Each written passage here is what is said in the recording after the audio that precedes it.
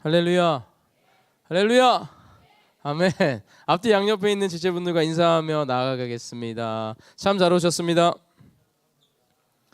참 잘 오셨습니다. 네, 한 번 더 인사 나누겠습니다. 하나님은 당신을 사랑하십니다. 하나님은 당신을 사랑하십니다. 저도 여러분을 사랑합니다.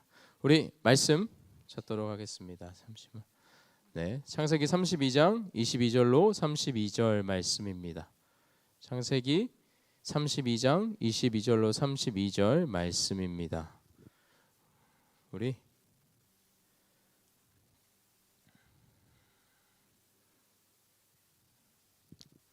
창세기 32장 22절 32절 말씀, 우리 PPT 띄워주시면 되겠습니다. 저부터 교독으로 함께 봉독하도록 하겠습니다. 밤에 일어나 두 아내와 두 여종과 11 아들을 인도하여 얍복 나루를 건널세.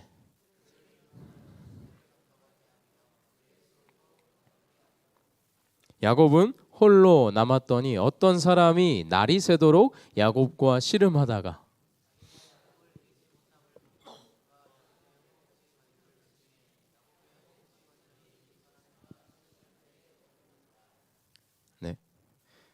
그가 이르되 날이 새려하니 나로 가게 하라. 야곱이 이르되 당신이 내게 축복하지 아니하면 가게 하지 아니하겠나이다.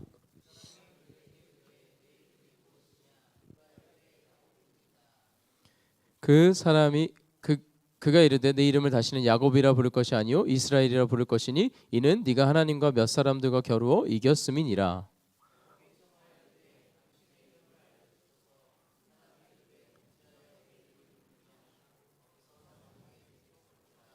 그러므로 야곱이 그곳 이름을 브니엘이라 하였으니 그가 이르기를 내가 하나님과 대면하여 보았으나 내 생명이 보전되었다 함이더라.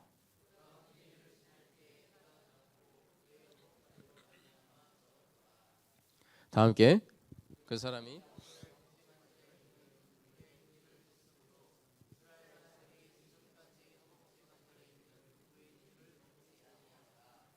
아멘. 네, 오늘은 속이는 자에서 이스라엘로라는 제목으로 여러분들과 말씀을 나누도록 하겠습니다. 네, 우리는 야곱이라는 인물을 잘 알고 있습니다. 우리가 신앙생활 가운데 가장 많이 들어본 이름 중 하나, 성경 인물 중 한 명이 바로 야곱이지 않을까 싶습니다. 야곱이라는 사람, 그가 그 삶 속에서 그가 선택했던 선택들로 그가 삼촌 라반의 집에서 속이는 자라는 이름을 갖고 있던 이 야곱이, 속이는 자라는 이름의 뜻을 갖고 있던 이 야곱이 오히려 속임을 당해서 20년을 고생하는 모습을 우리는 알고 있습니다. 그의 삶을. 그리고 그 20년의 시간 가운데에 그의 삶에 부어주시는 하나님의 연단과 은혜를 우리는 잘 알고 있습니다.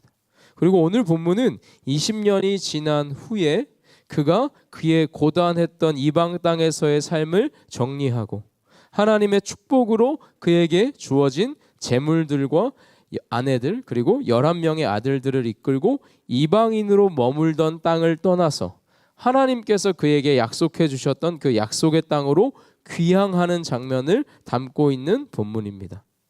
야곱은 베델에서 하나님을 만났었습니다.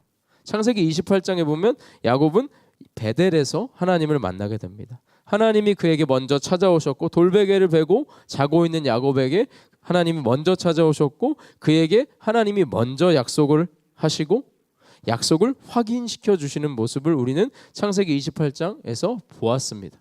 우리 한번 읽어볼까요? 그 약속이 무슨 내용인지. 시작. 또 본즉 여호와께서 그 위에 서서 이르시되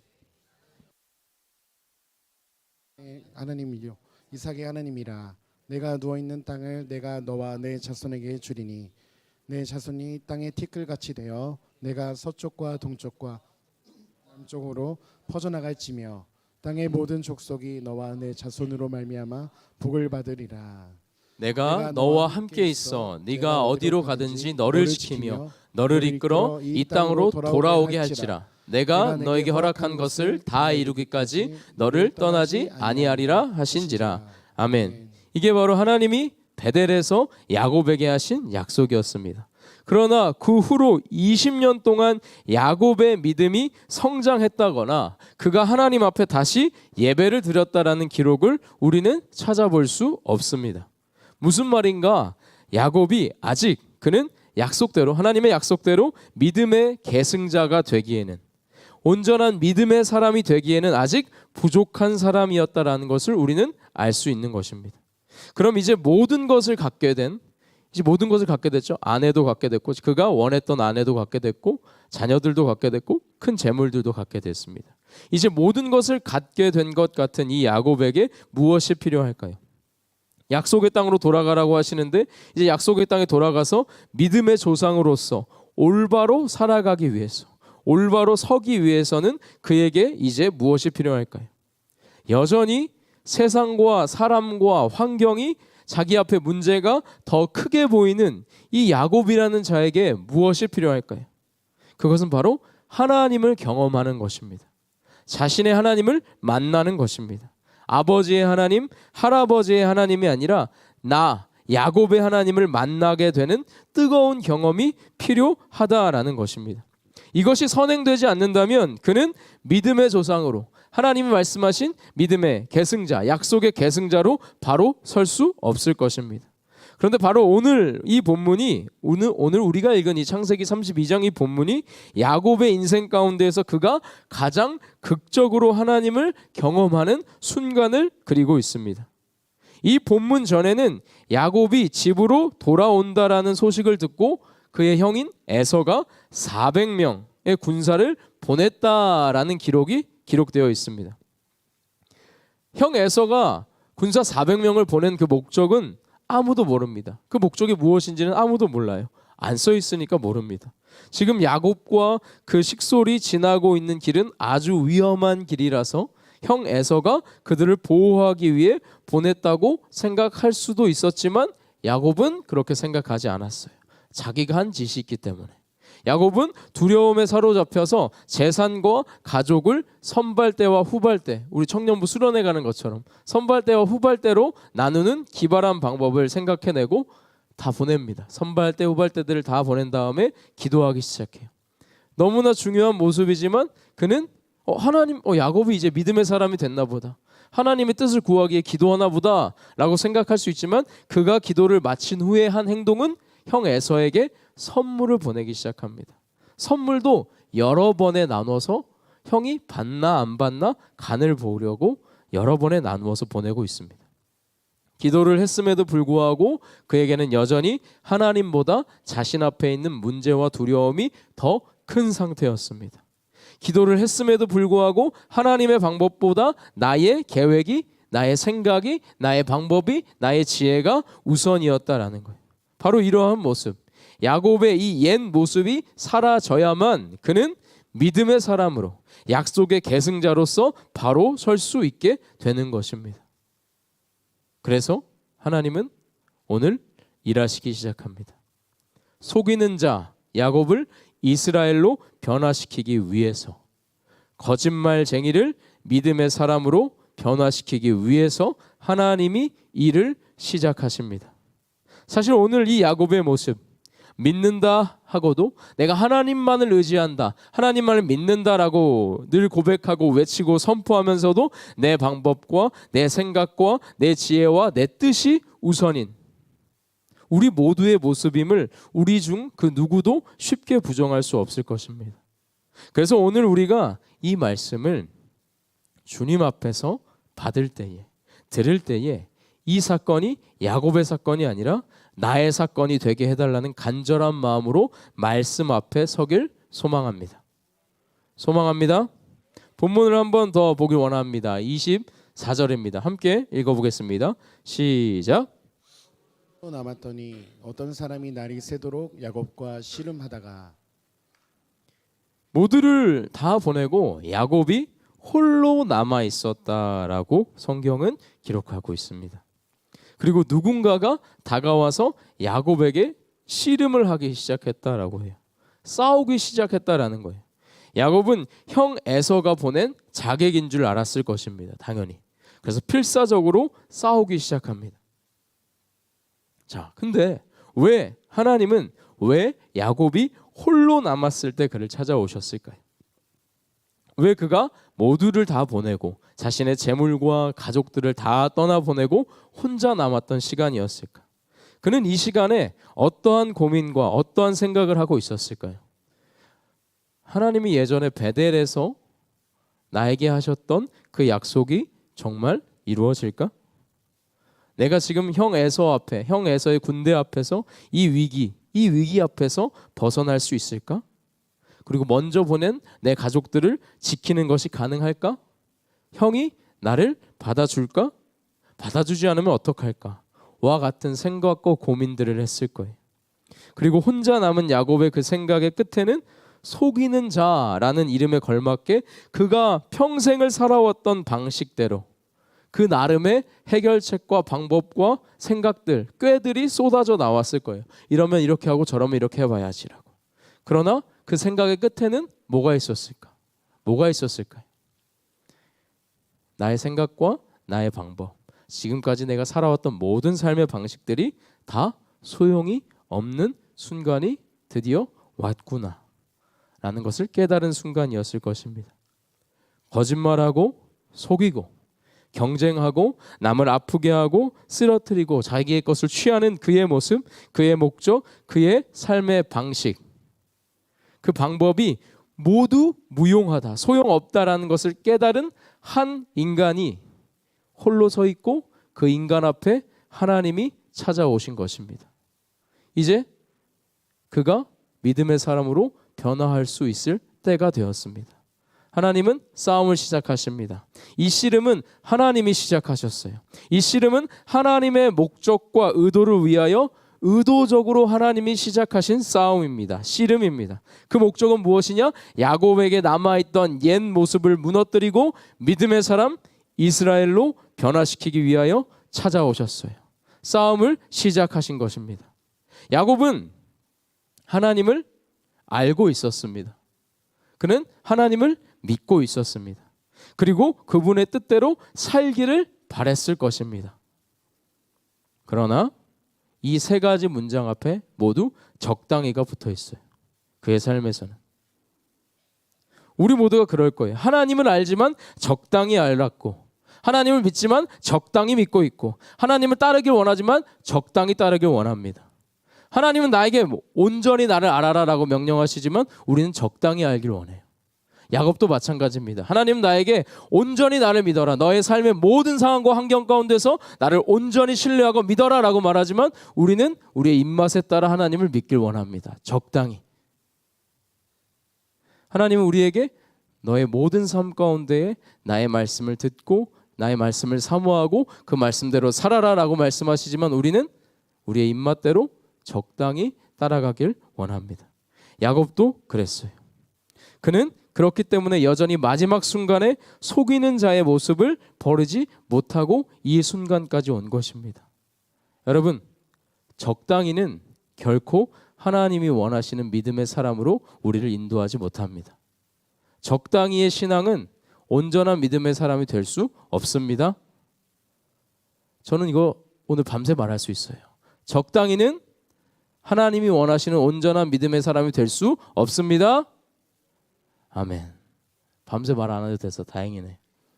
네, 오늘 저의 야복 나루인 줄 알았어요, 여러분. 네, 아멘 해주셔서 감사합니다. 믿음으로 받으신 줄 믿겠습니다. 아멘. 아멘. 그래서 그러한 그를 변화시키기 위해서 하나님이 직접 찾아오신 거예요. 그리스도인들에게, 내가 예수를 믿는다라고 말하는 그리스도인들에게 가장 절망적인 것은 무엇일까요? 내가 하나님을 믿는다고 하면서 실제로는 온전히 변하기를 원하지 않는 거예요. 나 하나님을 믿습니다. 하나님 내가 변하기를 원합니다라고 말하지만 내 삶 가운데 내가 하나님 앞에 내어드리는 것을 원하지 않는 영역을 하나님이 변화해라라고 말하실 때 우리는 원하지 않죠. 우리는 외면하길 원하죠. 믿음의 사람들에게 가장 슬픈 것은 무엇입니까? 하나님께서 계속해서 나의 어떠한 모습을 변화시키려고 찾아오시는데 그 자리를 외면하고 그 영역의 주인을 여전히 나로 두는 것, 그것이 가장 절망적인 일입니다. 믿음이 있다라고 말하지만 가짜 믿음으로 사는 것. 오늘 야복 강가는 하나님께서 여전히 적당히만을 원하는 야곱에게 거칠게 그의 삶으로 밀어 닥치시는 은혜의 자리입니다. 그리고 이 은혜의 자리, 치열한 영적 전투의 자리가 거짓말쟁이, 속이는 자를 이스라엘로 변화시키는 자리가 되는 줄 믿으시길 바랍니다. 믿으시길 바랍니다. 아멘. 우리 25절 한번 읽어보겠습니다. 시작. 자기가 야곱을 지키지 못함을 보고 그가 야곱의 허벅지 관절을 치매 야곱의 허벅지 관절이 그 사람과 씨름할 때에 어긋났더라. 아멘. 하나님이신데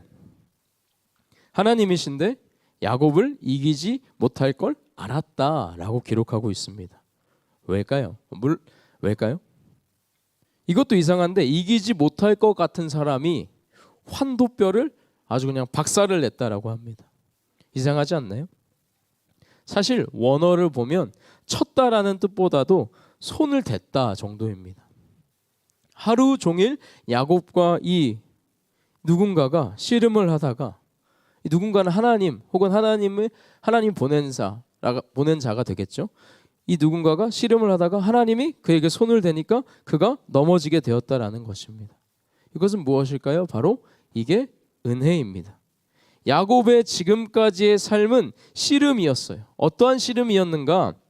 축복을 독차지하기 위한 씨름, 형을 제끼기 위한 씨름, 형을 이기기 위한 씨름, 부모님의 사랑을 독차지하기 위한 씨름, 사람들의 사랑을 독차지하기 위한 씨름, 축복을 얻기 위해 내가 원하는 것을 얻기 위해 손에 넣기 위해 싸우는 씨름이었어요. 그리고 그 내면에는 그를 축복하겠다, 내가 너에게 약속한 모든 것을 주겠다라고 한 하나님의 약속을 믿지 못하는 마음이 깔려 있었던 거예요. 그가 이 씨름의 삶을 살아온 이유는 바로 하나님을 믿지 못했기 때문입니다. 그의 삶을 지탱하고 그의 삶을 이끌어온 그의 삶의 방식, 삶의 근원을 하나님이 만지십니다. 이것을 위해서 하나님은 그에게 야곱을 이기지 못할 것 같은 모습으로 그에게 나타나셨던 거예요. 야곱이 하나님을 붙들고 자신의 모든 힘을 쏟아낼 수 있도록, 자신의 방법과 힘을 다 써볼 수 있도록 지켜보십니다. 그리고 그가 애를 쓸 때, 그렇게 애쓰고 씨름할 때 하나님은 가벼운 만지심 한 번으로 그의 모든 것을 무너뜨리십니다. 그는 알게 되었을 것입니다. 하나님 앞에서 나의 어떠함은 아무것도 아니구나 라는 것을 알게 되었을 것입니다. 우리도 마찬가지죠. 우리의 믿는 구석이 오직 하나님이어야만 우리는 믿음의 사람이 될 수 있습니다. 이스라엘로 살아갈 수 있습니다. 그러나 우리의 삶 가운데에, 나의 모습 가운데에 얼마나 많은 하나님이 아닌 믿는 구석이 많습니까? 오늘 하나님이 야곱에게 하시는 일은 바로 하나님이 아닌 우리 안에 있는 모든 믿는 구석을 다 무너뜨리게 하는 일이십니다. 언젠가 그런 생각을 하게 됩니다. 누군가에게, 사람들에게 좋은 모습을 보여주길 원하며 살아가는데 어느 순간 내가 하나님에게도 그러한 멋진 모습만 보여주고 싶어 하는구나 라는 생각을 하게 될 때가 있습니다. 그러나 하나님이 원하시는 것은 우리가 우리의 힘으로 할 수 없다라는 것을 인정하고 그분 앞에 엎드리는 것입니다. 하나님 앞에 손을 들고 나오는 모습입니다. 그리고 그때부터 우리가 우리의 연약함, 우리의 부족함, 하나님이 없으면 안 되는 것을 인정한 그 순간부터 하나님이 우리의 삶을 통해 일하시기 시작합니다. 우리의 삶 속에서 일하시기 시작하십니다. 야곱도 엎드려져서 하나님 앞에 간구하기 시작합니다. 뭐라고 간구하냐? 복을 달라라고 간구해요. 근데 야곱이 지금까지 원했던 것은 무엇입니까? 사랑하는 여인과 재물이었어요. 그런데 야곱은 이미 사랑하는 아내들과 수많은 재산과 자식들을 얻었습니다. 지금 야곱이 구하는 이 복은 이전에 그가 구했던 복과는 다른 것이었을 겁니다. 내 힘으로, 내 방법으로 얻을 수도 취할 수도 없는, 오직 내 앞에 나를 무너뜨리신 하나님만이 나에게 주실 수 있는 복이 있다라는 것을 깨닫고 그것을 구하기 시작한 것입니다. 나의 속임수와 나의 방법과 나의 생각과 나의 힘으로 취할 수 있는 것이 아닌 오직 당신만이 주실 수 있는 그 복을 원합니다. 사람이 세상이 넘볼 수 없는 그 복을 내가 지금 원합니다라고 고백하고 있는 것입니다. 그의 이 간구를 통해 그에게 진짜 소망이, 진정한 사모함이 생기기 시작했다라는 것을 알 수 있는 것 같습니다. 우리가 완전히 무너지기 전에는 우리의 사모함이 세상의 것들을 향하는 것을 우리는 알고 있습니다. 그러나 우리가 하나님 앞에 완전히 무너지고 엎드려진다면 그때야 비로소 우리의 사모함, 우리가 사모하는 것들이 오직 하나님만이 주실 수 있는 것들을 향하게 될 것입니다. 그러한 믿음, 그러한 사모함이 오늘 우리에게도 있기를 간절히 소망합니다. 아멘. 우리 말씀 한 번 더 읽어보겠습니다. 27절부터 29절까지 읽겠습니다. 시작. 그 사람이 그에게 이르되 내 이름이 무엇이냐? 그가 이르되 야곱이니이다. 그가 이르되 내 이름을 다시는 야곱이라 부를 것이 아니요 이스라엘이라 부를 것이니 이는 내가 하나님과 및 사람들과 겨루 이겼음이니라. 야곱이 청하여 이르되 당신의 이름을 알려주소서. 그 사람이 이르되 어찌하여 내 이름을 묻느냐 하고 거기서 야곱에게 축복한지라. 아멘. 하나님이 말씀을 마치겠습니다. 반주해 주시면 됩니다. 하나님이 야곱에게 이름을 물어보십니다. 몰라서 물어본 게 아닐 거예요. 하나님이 야곱의 이름을 몰라서 물어보신 게 아닐 거예요. 하나님이 물어보시고 야곱이 대답합니다. 아무도 없고 아무런 소리도 들리지 않는 고요한 나룻가에서 야곱이 대답합니다. 주님, 제 이름은 야곱입니다. 그건 어떠한 고백인가요? 주님, 제 삶은 속이는 자이며 사기치는 자이며 거짓말하는 자이며 경쟁하는 자입니다. 이 대답 안에서 여러분은 야곱의 마음이 느껴지십니까? 죄인됨을 인정하고 있습니다. 그리고 지나온 하나님 없이 씨름하며 지나온 그의 삶의 고됨과 아픔이 느껴지는 것 같습니다. 그리고 하나님이 그런 그에게 말씀하십니다. 이제 너를 야곱이라 하지 않겠다. 너를 이제 이스라엘이라 하겠다라고 말씀하십니다. 대부분 성경에서 하나님과 싸워 이겼다는 뜻이라고 말하지만 엘이라는 단어를 목적격으로 해석해서 그렇게 설명하는 건데요. 사실 이 성경에서 엘이라는 단어가 사용될 때 하나님이라는 뜻의 단어를 대부분은 주격으로 해석합니다. 이거는 뭐 여러분 모르셔도 돼요. 근데 한번 그 후자로 해석해 보면 이런 말이 됩니다. 하나님이 통치하신다. 하나님이 함께 하신다라는 뜻이 됩니다. 야곱이 말하는 거죠. 하나님, 제 이름은 야곱이에요. 저는 속이는 자입니다.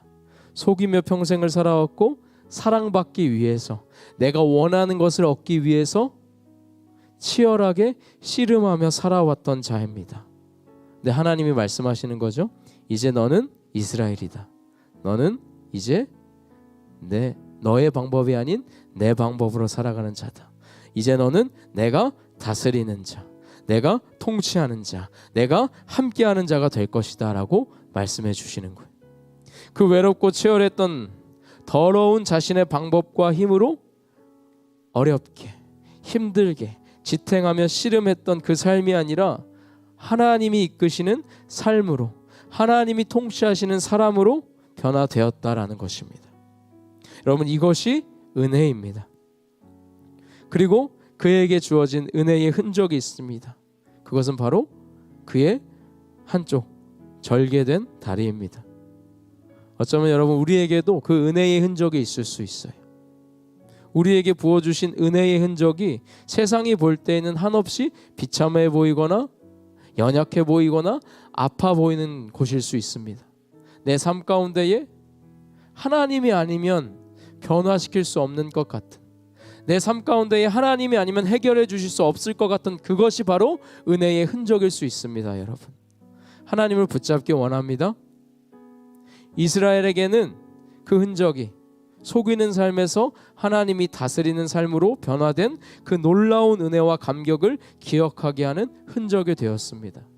여러분, 우리도 우리에게 남아있는 그 흔적을 주님의 은혜와 주님의 전능하심과 하나님이 이루실 것을 기대하게 하는 흔적으로 삼길 소망합니다. 그것이 은혜임을 기억하길 바랍니다. 날이 밝았고 야곱은 그곳의 이름을 야복나루의 이름, 싸우다라는 뜻을 갖고 있는 이 야복의 이름을 하나님의 얼굴이라는 뜻을 가진 브니엘로 고칩니다.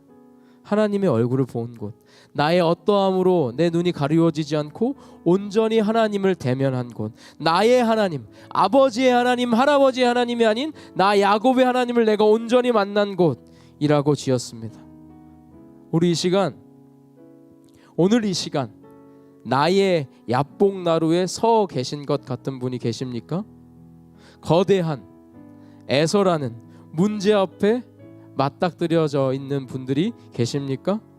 이 시간 나를 변화시키기 위해 나를 붙잡고 씨름을 시작하신, 그 싸움을 시작하신 하나님을 만나길 소망합니다. 주님 앞에 모든 것을 내어놓길 소망합니다. 여러분, 우리 잠잠히 우리 기도하며 나아가겠습니다. 주신 말씀 붙잡고, 주님, 내가 주님만을 붙잡기 원합니다. 나의 방법과 지혜를 내려놓고 온전히 주님의 통치를 기대하며 주님의 방법을 구하기 원하오니 이 시간 나에게 말씀하여 주시옵소서라고 우리 주님의 이름 한번 부르짖고 기도하며 나아가겠습니다. 주여!